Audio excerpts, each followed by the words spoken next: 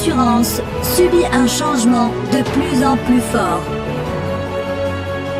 De nouveaux acteurs se profilent face à une nouvelle demande. Partageons et échangeons nos points de vue avec nos invités experts.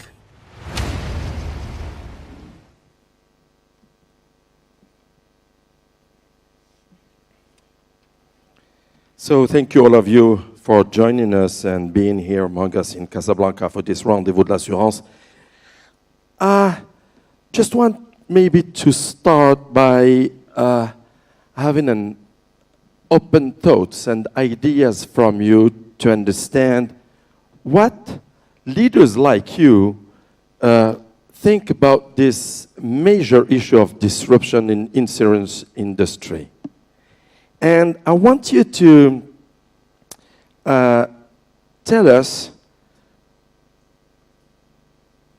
according to you, what are the main challenges for the insurance industry, particularly in your country, but also globally? What is the context now, and what do you think that all we heard from this beauty face and from papers and about how technology is disrupting your businesses and your industry? And if you allow me, maybe start with you, madam. Yes, thank you. Thank you very much. Thanks for the invitation. Now, the way I see it, and I'm not thinking particularly just Lloyd's, and I'm not thinking particularly about the UK. I'm thinking very globally about some of the challenges insurers have, because many of us have been around for many years. Lloyd's celebrating its 330 years of being a market this year. So you can imagine how much tradition and how many old-fashioned processes we have going on. But I think there are three key things that I think are the most challenging thing for us. One of them is our own people. Now, people, a lot of them find change very, very difficult. And we all know that in our sector, we rely on people. People, we're providing a service, we're not manufacturing physical goods and shipping them around. We rely on people. And they've been doing a fabulous job so far, but we need them to change. And that is one of the toughest things, is to get people to actually change. They're very fearful of the future. They're feeling perhaps they don't have the right skills that we need, and they're therefore very nervous. Now, in the Lloyd's market, as I said, 330 years old, we're doing a major transformation. We're using and introducing technology. The technology is not the challenge. The technology is there. It's getting all of our people to adopt the technology, to think how they can work differently, to have the courage to step up and change the way that they work. And that is the most challenging thing, to win the hearts and minds of thousands of people who've been used to working in a certain way.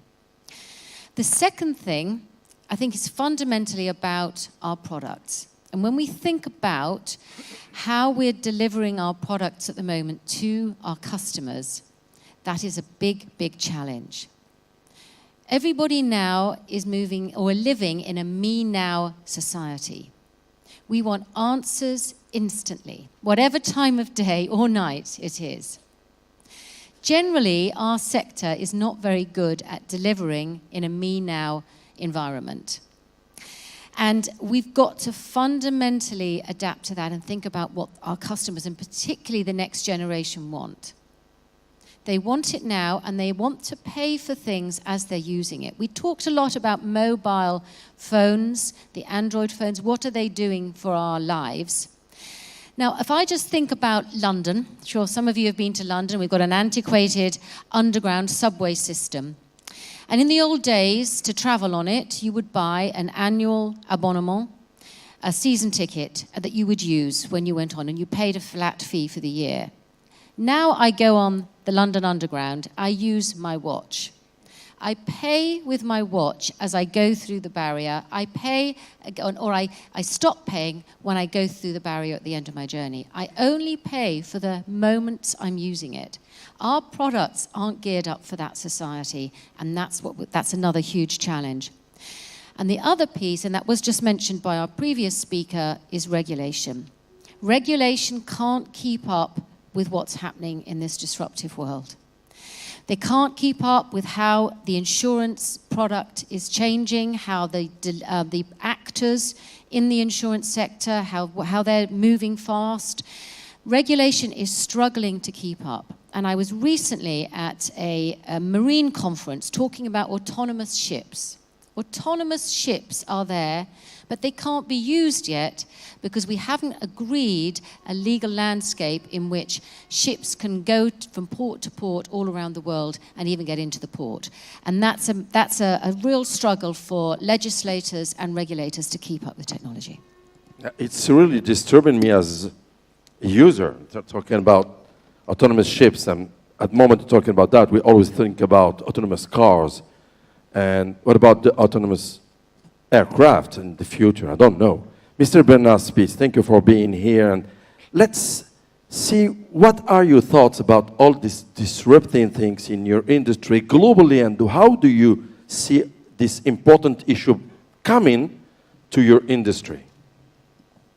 Well, thank you. I know we are going to speak in English, but je voudrais d'abord remercier en français les organisateurs de cet événement. J'ai eu le privilège d'accompagner cette conférence au fil des ans, et je vois chaque année plus de monde, plus d'attention, un programme plus dense, et donc je tiens vraiment à féliciter mon ami Mohamed, président de la Fédération, pour ce grand succès, et je souhaite que ce progrès continue, et nous avons d'ailleurs des projets communs, car c'est important de faire ce lien entre l'Europe, en particulier la France, et le Maroc, avec le hub que vous représentez pour l'Afrique. Voilà, je voudrais vous féliciter, je suis très fier d'être invité à cette conférence.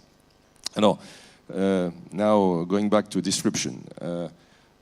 Well, you have several definitions of disruption, and I could also argue that this is a French word, because in the core, under the King Louis XVI, you had already discussions about disruption. Of course, it was not so much technological, but it was already in the discussions. And it was a rupture. It was more about geological rupture, but it was already a big change. Today we have several aspects of disruption. Of course, technology is one. Economic is another aspect, with the impact on productivity, on the value chain. And maybe, as Inga just said, the social aspect, the human aspects are first, because of course lifestyle has changed, and now the expectation of the young generations and also of the consumers are dictated by the new way of doing business with new technology. I mean, reactivity, simplicity, transparency, these are some new issues. But maybe the most important one is regarding pace and speed. I can take a risk by saying al-waku min dahab. It is important. The speed and the fastness is key. And we know now that we have seen new models. We have seen the largest company of taxi in the world without any cab, the largest company of tourism in the world without any hotel, Airbnb, and we of course have mentioned what's going on with deep learning and autonomous car, etc., etc.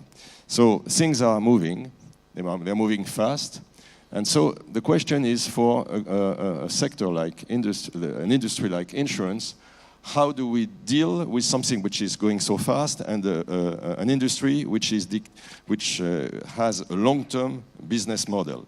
And this long-term business model is the key of our industry. And we know now, if we go in the Silicon Valley, you realize that the life of a company, the rhythm or the cycle of a company are 18 months. if you are not capable to develop your model before 18 months, you are dead. You don't exist any longer. It's a big change. That's why digital transformation is on all the agendas of our companies. Sometimes it's difficult, but it has a lot of impacts. We are talking about implementing a smoother process, and we are talking about going paperless with mobile and with a new target to use all multi-support technology.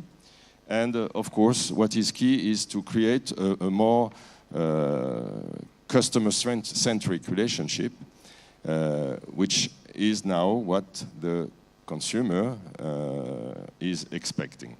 So this is the movement. This is what's going on. We work, the industry in France, and I think in many countries, work with startups. And we believe that we have a lot to learn from them, and they have a lot to learn from us. And what we try to do is to create the best world and to take advantage of this new energy, this new vision of things, to improve our model and, yes, change, because the world is changing and insurance is changing with it.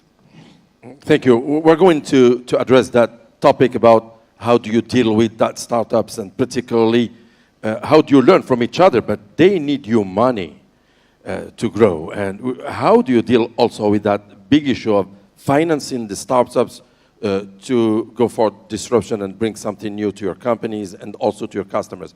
Tom Leonardi, thank you for being among us and coming from USA. I just want to ask you the same question. What are the main challenges, according to you, for the insurance industry? Well, is this on? Yes. First of all, thank you for the invitation to be here. This is my first time in Morocco, and it was this conference that brought me here, so I'm really honored by the invitation to be here. This is a beautiful country with a storied history, a vibrant culture, wonderful people, and one note that you may not be aware of, but Morocco was actually the first country to recognize the United States as a sovereign nation back in 1777 and entered into a treaty of friendship with the United States in 1786, which is still the longest unbroken treaty in the 235-year history of the United States. So it's delightful for me to be here. In response to your question, I think there's obviously Inga and Bernard touched on some of these, but I would also start with social.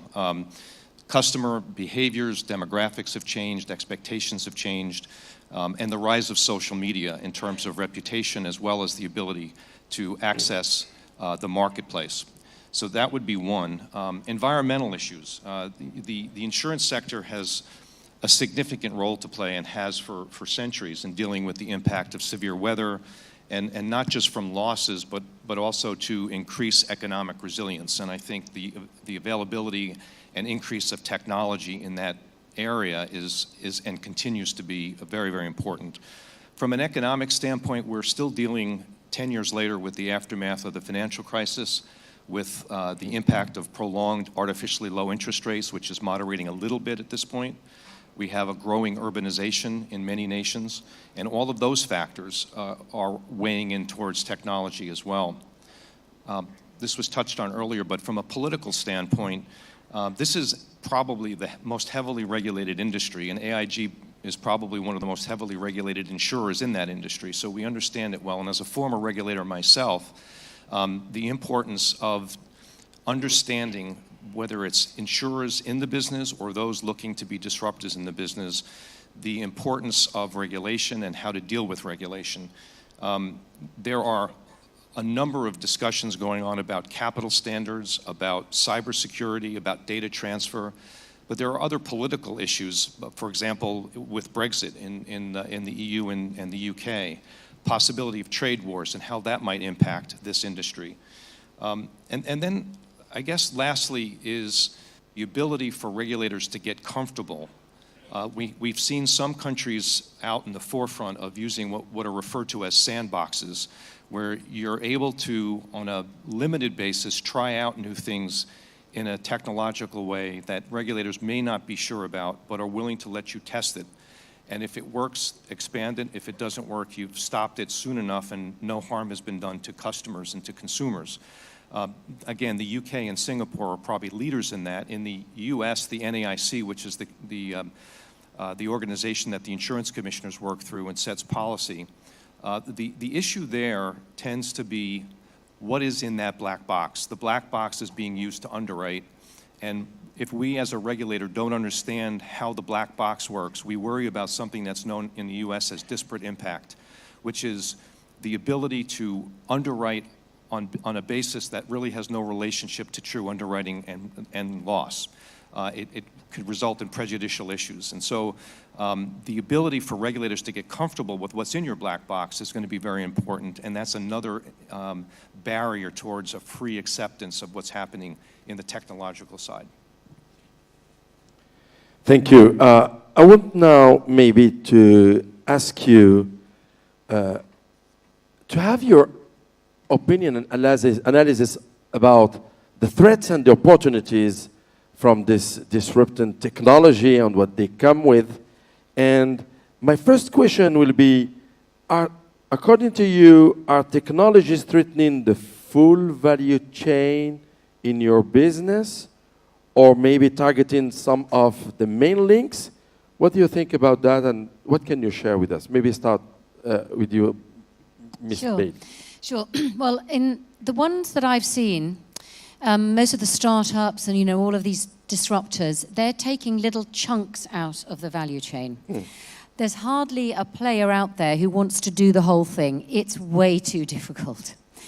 And many of the disruptors do not want to be the risk carrier. They do not want to have responsibility for that risk. They're disrupting all along the value chain, but they're only doing little pieces. And it was very interesting as I started on this modernization of the Lloyd's market a few years ago. We got a bunch of fintech, because insurtech, the word insurtech hadn't been created then. It was still just fintech. I got a bunch of the fintech experts from the UK to come to Lloyd's to listen to our dilemma about modernizing our market, because I thought they'd be really excited at the opportunity to come in and do something. And they took one look at the complexity and they ran miles. I never saw them again. In fact, I think I saw one of them come back. They came for a day and then we never saw them again either. Because the prospect of trying to disrupt that whole piece is way too big. They don't want to do that at the moment. They want to do little pieces of it. And that's what makes it so difficult for the regulators to keep track of it all, because they're doing a little piece over there and then a little piece over there. And seldom do you see them do the whole thing. Now, I think that is going to be, we're going to start seeing that change. Now, I say that because one of the big IPOs that's just been out there, which was in Hong Kong, the largest insurtech IPO that took place, Zhong'an, Chinese backed, they did a $1.5 billion IPO in Hong Kong of an insurtech. Now, they are delivering the whole piece according to the customer. They have delivered in 12 months of their first year of operation. They did online policy issuance, 630 million policies to 150 million customers in their first 12 months of being in existence. Now, when I saw that, and that was last year, that really made me wake up. And I thought how things have changed, how quickly they've changed from just a few years earlier when I'd got these fintech firms in to try and help us modernize Lloyd's, and they ran away. So things are moving very, very rapidly, and I think a lot of it tends to still be in the distribution aspect rather than the risk carrier aspect, but I imagine that it won't be too much longer before the risk carrier aspect comes into being as well. You were mentioning that the next generation is really challenging your industry in a way. Their needs are different. If we compare that to the needs of the generations you're addressing now, they want only some kind of solutions that answer their real needs, and they want to pay only for that. is that also disrupting? I mean, is it a societal issue for you, this coming at the same time that technology disrupting? Well, I think it is. It is going to be a disruptor, and it is going to, well, it's already, disruption is affecting our societies. Yeah?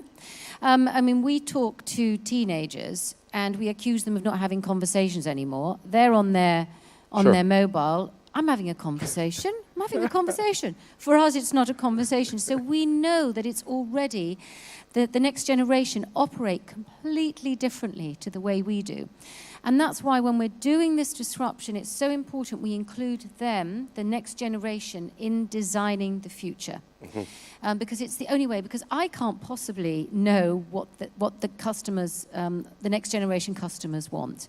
And of course, we also have this rising distrust. I think, Tom, you mentioned earlier about what's going on in the world, uncertainty, political disruption, and we've got a complete lack of trust. And our business, our insurance sector, relies on trust because we're giving a promise to pay for something in the future.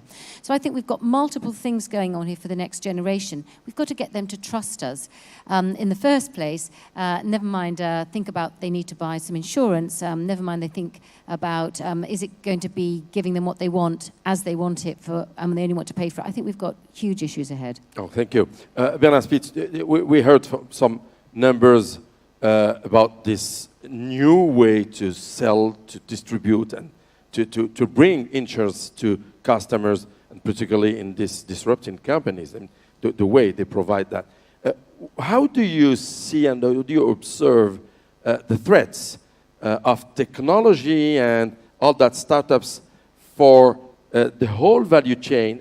And do you agree that they are trying to reach only some of the links? You were mentioning that if they not succeed after 18 months, they will disappear. Well, as I think Mohamed said in his introduction, technology has two faces, and you can see it from the window of opportunity and the window of the street. And there is always the two options. What's just said in Inga is true in a sense that few startups, few companies decided to carry the risk and do all the chain of value. We have the example of Lemonade, maybe in the US, of Alan in France, and we shall see. But there are really quite a few. But I think that all these disruptors are focus on one part of the value chain, and they are enablers. They improve this part. For instance, we have a good example with fraud detection. All the software which have been developed are improving the value by creating good answers to limit fraud detection. That's one example. Of course, if we think about all damages with the new technology, the digital drones, etc., we can have pictures from in natural catastrophe, even in any kind of car accident that will accelerate, improve, make simpler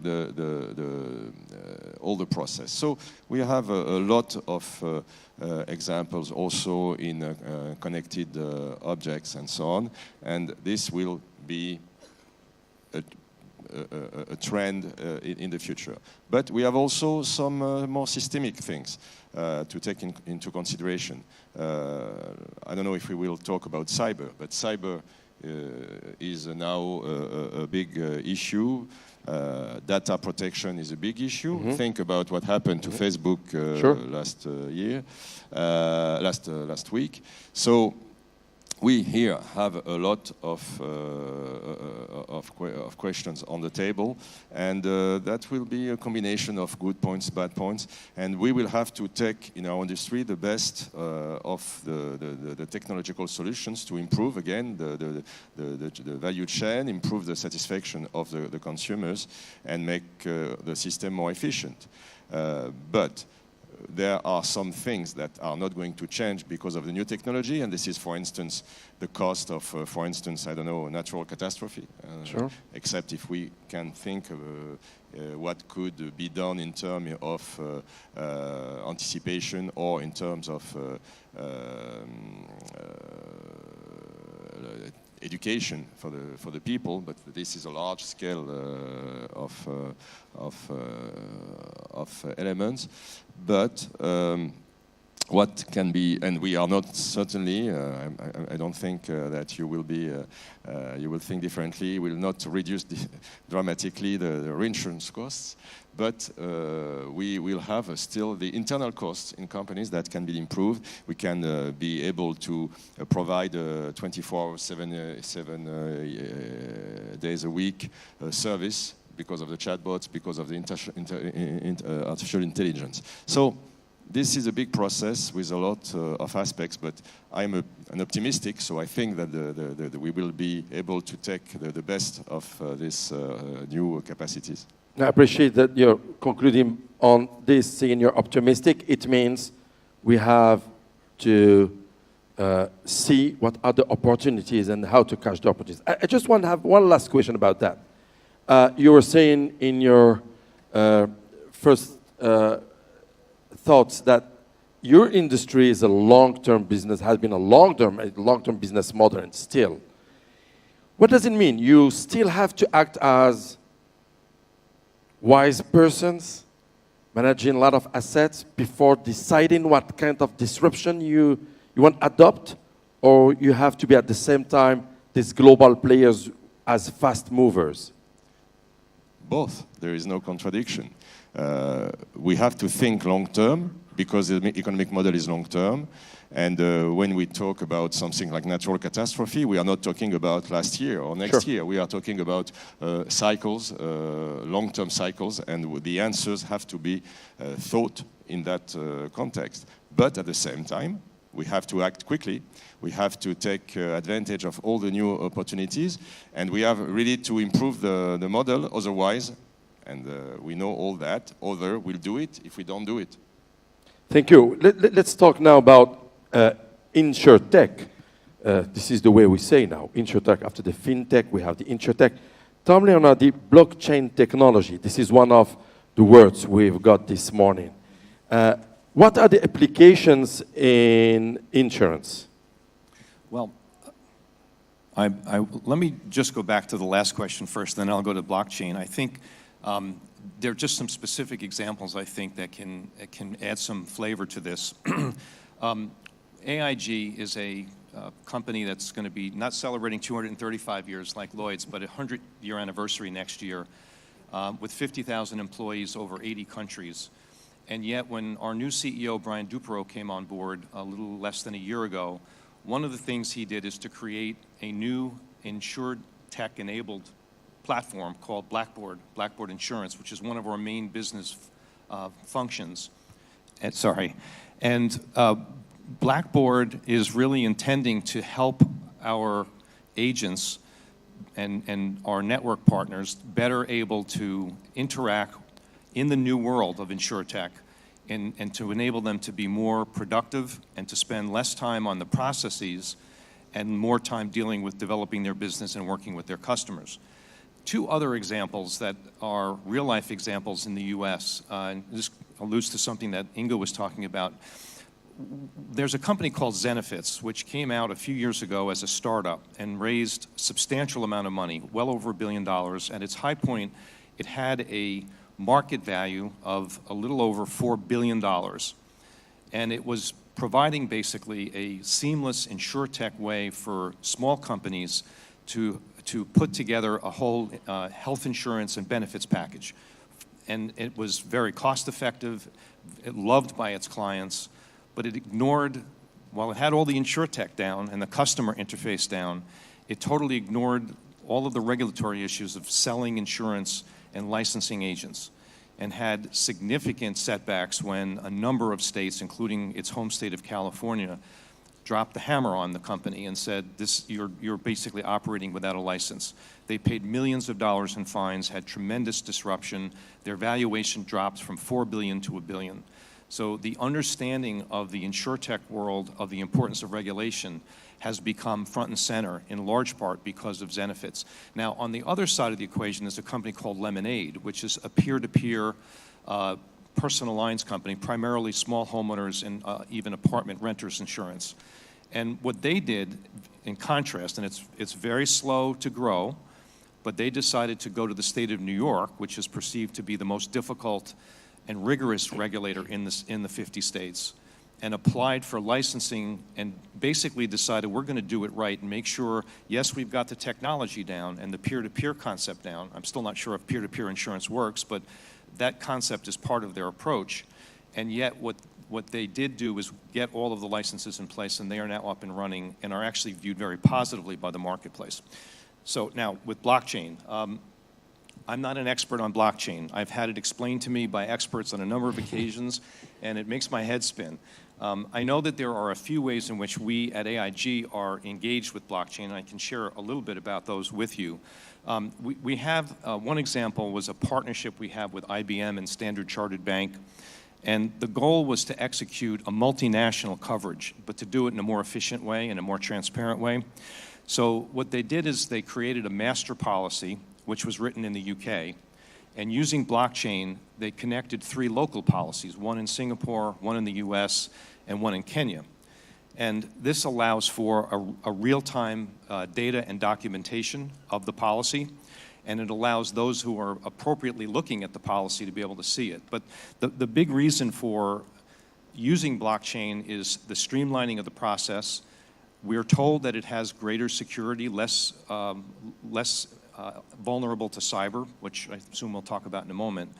And then it allows for timelier underwriting and issuance of policies. Another example is we were working with a global logistics firm, a large international firm, and have actually put in place for them the first trade finance using blockchain. And what this has done for them is it improves their access to capital, improved the payment mechanism with their customers, and it's optimized the working capital and created more transparency in the process.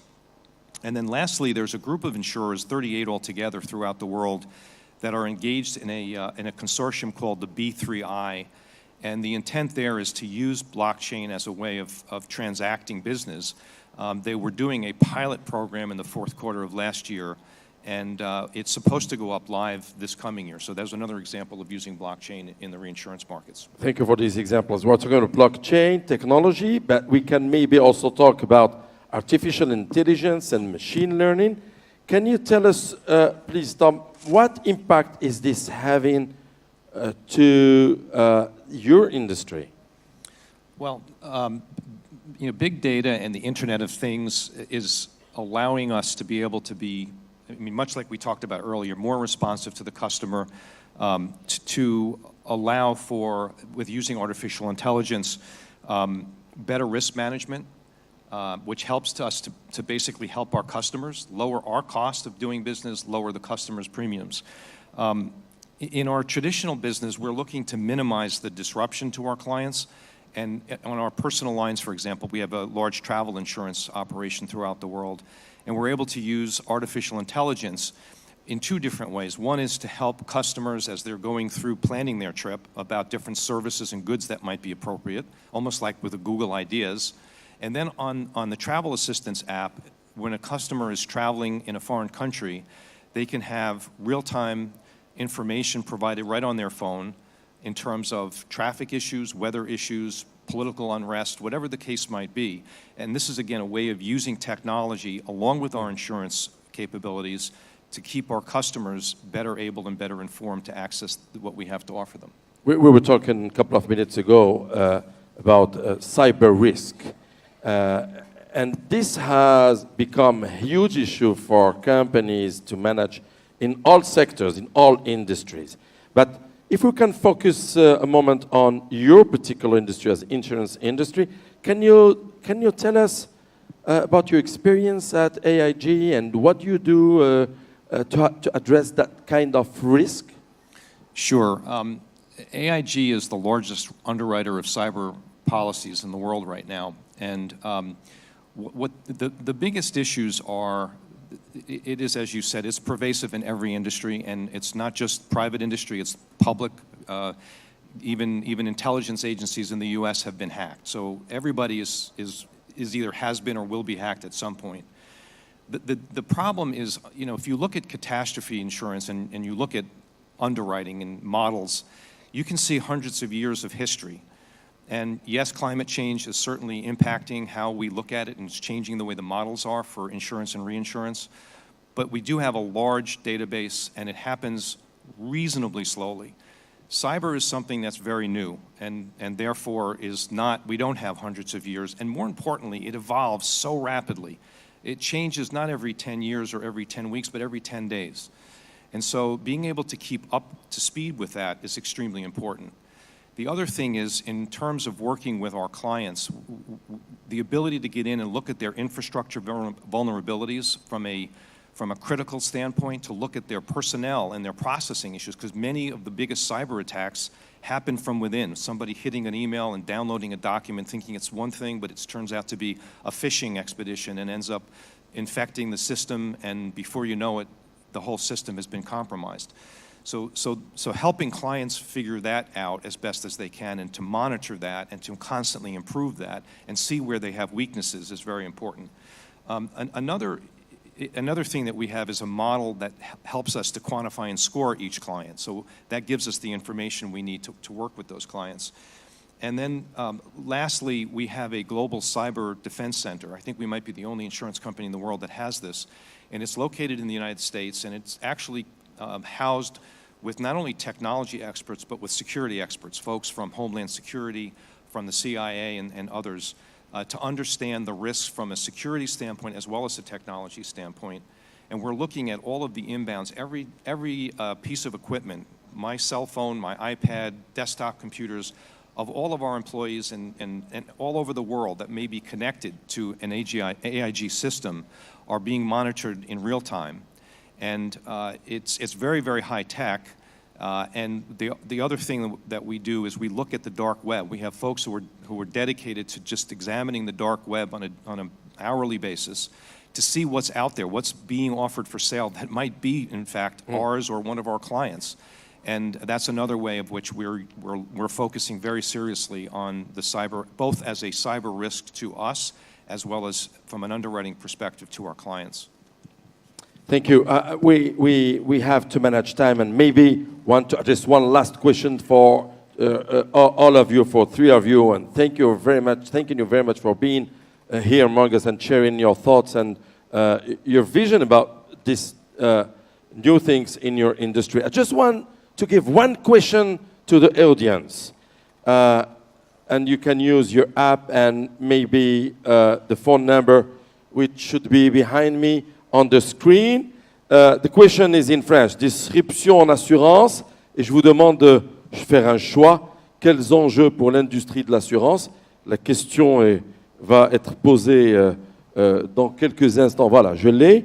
La disruption en assurance vous apparaît comme quelque chose qu'on appellerait la disruption. Alors, une menace, une période d'incertitude, une opportunité, ou un effet de mode, B1, B2, B3, B4. And you have the question in English, disruption in insurance seems like a threat, a period of uncertainty, an opportunity, a passing trend. I'm very interested to learn from the audience and have your answers.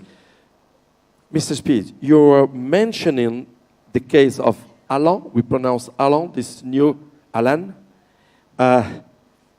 This is the first time since 30 years, I guess, in France, a new company that came as a new player. So it's a long time. And you're mentioning also Lemonade, which is overseas. How do you see that big players in insurance industry can deal with all these new companies, and particularly insurtechs that need a lot of money? They want to grow, they want to develop, they think that they can bring something new to your industry. How do global players and important players deal with that? Well, I mean, in the case of Alan, it's true that we have never seen such a new member of our association coming so quickly from nowhere and starting operations. But obviously, I will not put any judgment, neither on that company or on any Limonade or whatever. I mean, we know that they have published their figures these days, and some people think that they are not yet on the green, but we shall see. I mean, it is obviously something that will change. But as I said, InsurTech is a more global momentum, and these companies are exception.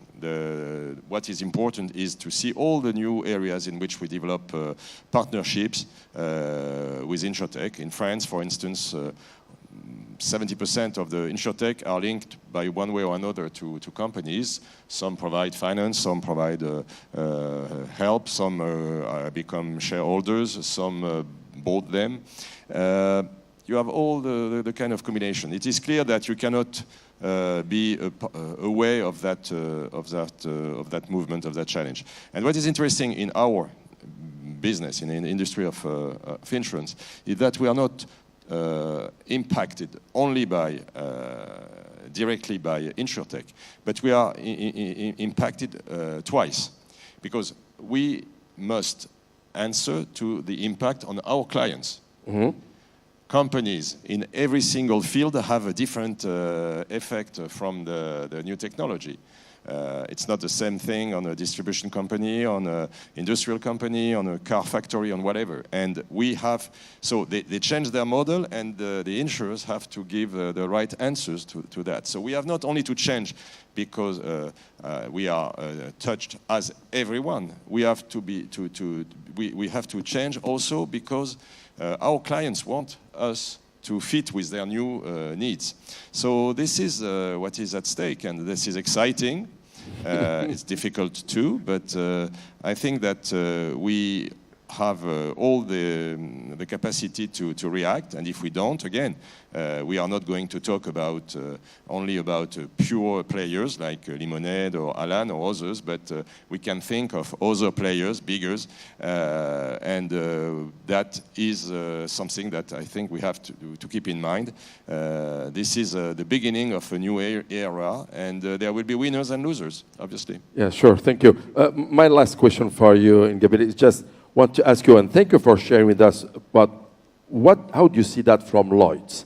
My question is, what could be the priorities for you as Lloyd's about what we heard as what new technology brings, just like price comparison technology, mobile internet transactions, peer-to-peer insurance, sharing economy insurance, and all these disrupting concepts. What could be the priorities for you? Well, of course, they're all of the above. And I don't know whether you've got all the answers in for your questions, but I would have said from your questions to the audience, yes, we see it all as a threat. Yes, we see it as a period of uncertainty. But boy, do we see it as an opportunity, and absolutely not a passing trend.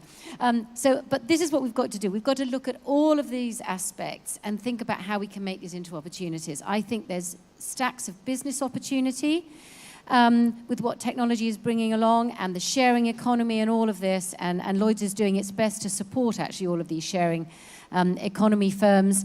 And I think Lloyd's now writes $1 billion of cyber insurance. And so one of the things is controlling the exposures. But we are fundamentally looking at our processes, which is going to be about putting the customer at the heart of what we do. And I think we can all be successful with disruption if we put the customer at the heart of what we do and think about what they want, and particularly think about the service we're providing and that claims paying, which is, of course, the real essence of our product. Put the customer at the heart of what we do, and I think we can all be disruptors. Thank you very much. I'm going to have maybe the answers of the questions. The question I gave to the audience and have the answers. Do we have the data about the answer? Oh, what do they say? So, 38% are transformation. Oh, this is the first one. Yes. What is inspiration? Oh, thank you. They have done the job. What is, yeah, thank you very much. What is disruption according to you? So, transformation for 38%, then the other color is rupture, disruption, okay, and then innovation. Thank you. The second question, please. So, oh. Yes. Opportunity. Glad to have an audience which is optimistic, as we had the thoughts from our top speakers and keynote speakers this month. Ladies and gentlemen, join me to thank three of them, and all of them, thank you for being here, and thank you for giving us those thoughts. We're going to have a coffee break and come back for the next panel. Thank you.